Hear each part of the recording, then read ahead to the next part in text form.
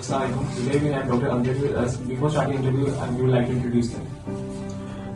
I'm Dr. Amjad Zafar. I'm a medical oncologist, in simple word, a cancer specialist, and I practice at a number of institutes in Lahore, and they include Omer Hospital, Jubbatown, PKLI, Bahri International Hospital, and Amjad Zafar Hospital, besides a couple of others.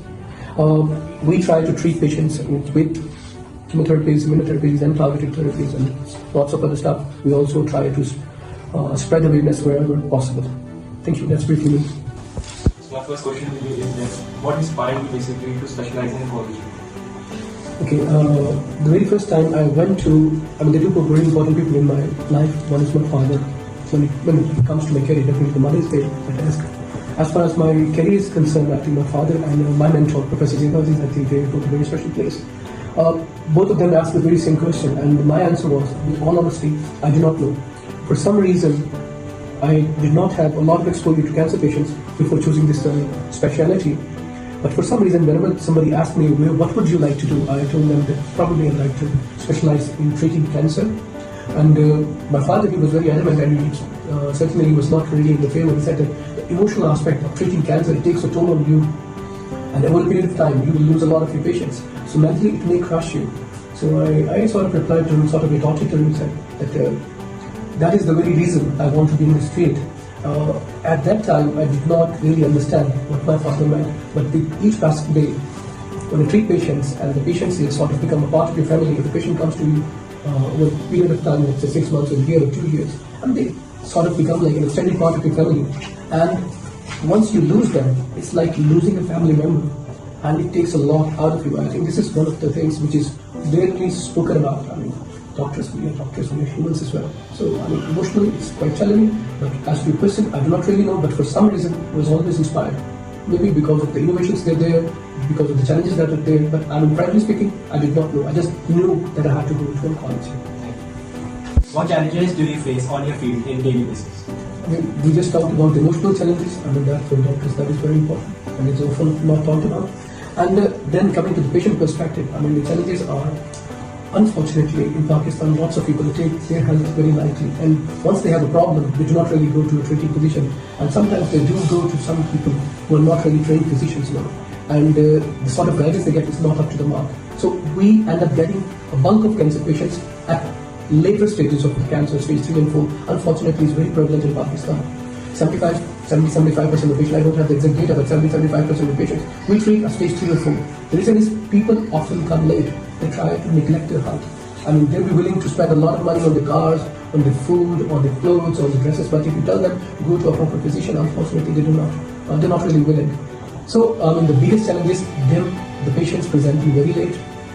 Because if they present late, treating them is difficult, but curing them is even more difficult. So that is one of the challenges. And the third one I would like to talk about is, I think, the cost of the treatment. That really is something we see patients suffering daily to meet up. Health card, to some extent, has helped to cover the cost in a number of patients, but still a lot needs to be done. So, what are the most common types of cancer you see in your daily basis practice? Okay, this can be answered in 2 ways. What are the commonest cancers in Pakistan, and what are the commonest cancers I see? The commonest cancers in Pakistan, if we talk about them, they would be probably the cancers of the liver, breast cancer, and probably the oral cancers. Cancers of the oral cavity, the tongue, and the mouth, and the cheek, and the esophagus, and stuff like that. The commonest I see is the liver cancer. There are lots of patients, unfortunately, in Pakistan who suffer from hepatitis B and hepatitis C. Hepatitis B, once you get it, most of the times, you just have to put the patient in surveillance, and many times you need the patient to be treated as well. So there needs to be active surveillance of the patients. Most of the patients and most of the doctors, unfortunately, think that just getting the PCR done at different intervals, that's sufficient. But what they need to understand is that getting imaging and alpha-fetoprotein at regular intervals is equally important, if not more. So if you're talking about hepatitis C, I think that is where the bulk of our hepatitis-induced liver cancer comes from. It is called hepatocellular carcinoma, HCC, what we call the liver cancer. Many of the patients, we know that there is lots of treatment available for hepatitis C, and once the patient is in remission, sustained virological response, SVR, that's what we call it. They tend to lose to follow-up. They get the negative result that they think they're cured. But what they must bear in mind is the fact that unfortunately, it's not a license to go away, stop screening. They have to get the ultrasound and fetal proteins at least every 6 months, in my humble opinion. And that is something that there's no counsel about by the peers, colleagues, and even the doctors who are treating them. You mentioned about PCR. Would you like to explain? PCR is sort of a test which tells you what sort of levels of some sort of specific big viruses are there in the body. Okay, I mean, it is a technique of testing. It is used in a lot of things for a lot of reasons here. And right now we're talking about the PCR of hepatitis B and hepatitis C.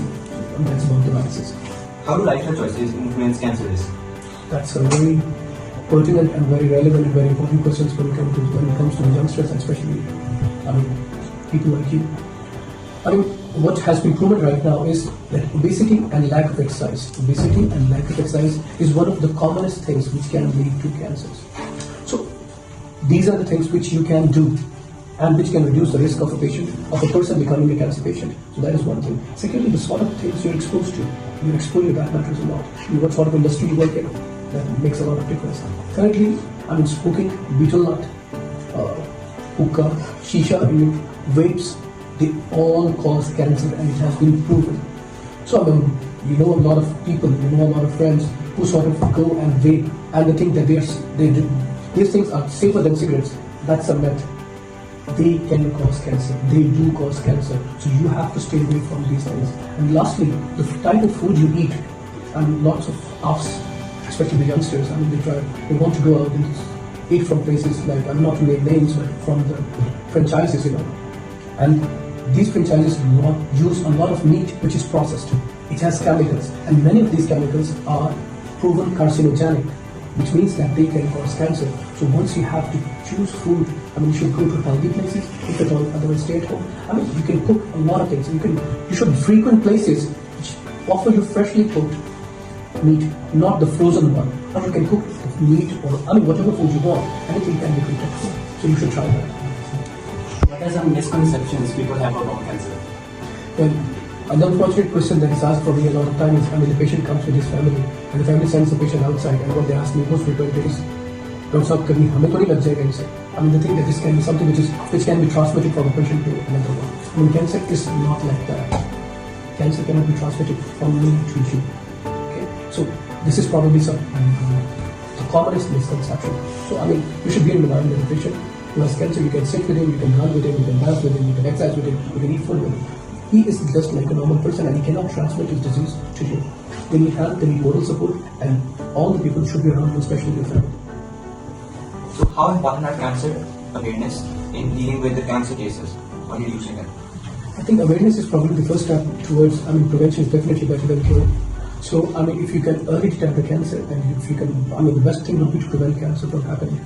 For that, you have a couple of vaccines which can be used, especially the HPV vaccine, which can reduce or sort of prevent cancer, cervical cancer in females. That is one vaccine. Then you can have the B vaccination. That is something that can prevent hepatitis B, and that in turn can reduce the number of hepatitis B induced liver cancers. So these are the things which can prevent. Early detection definitely. I think if you go about doing a lot of media campaigns, that is probably the very reason that many of the females in our community are now coming early to us with the lumps and bumps. So awareness, I think, makes a major impact, but it has to be done at the grassroots levels as well. We sitting here in this community, this is sort of the community which is very well informed. We need to reach out to the masses, and by masses I mean the villages and the smaller towns, so that those people should have easy access. Many of them cannot really come to cities like Lahore, so we have to reach to them for about the awareness that these are the cancers if detected early, you can sort of treat them and sort of cure them as well. And the earlier you reach them, the easier it becomes for us to treat them. And lastly, I think a lot has been invested, and a lot more needs to be done as far as the treatment and awareness is associated. I think kids like you, doctors like us, we all need to do our part. I think it does not have to be the media alone. The social media these days, it has a very long reach. So I think the social media has to play its part. People like you, they can be active and very vibrant. You have a lot of energy, much more than us. So you can sort of reach out to the masses, tell them that if they have any sort of symptom which is unexplained and it persists for a certain period of time, they should consult a specialist. Most of the times it will not be cancer, but some of the times it will be cancer. So you cannot just close your eyes and just think that it will not be cancer. So I think that will sort of happen. Thank you. Do you think that cancer will ever be completely curable? Maria, let me correct you right now.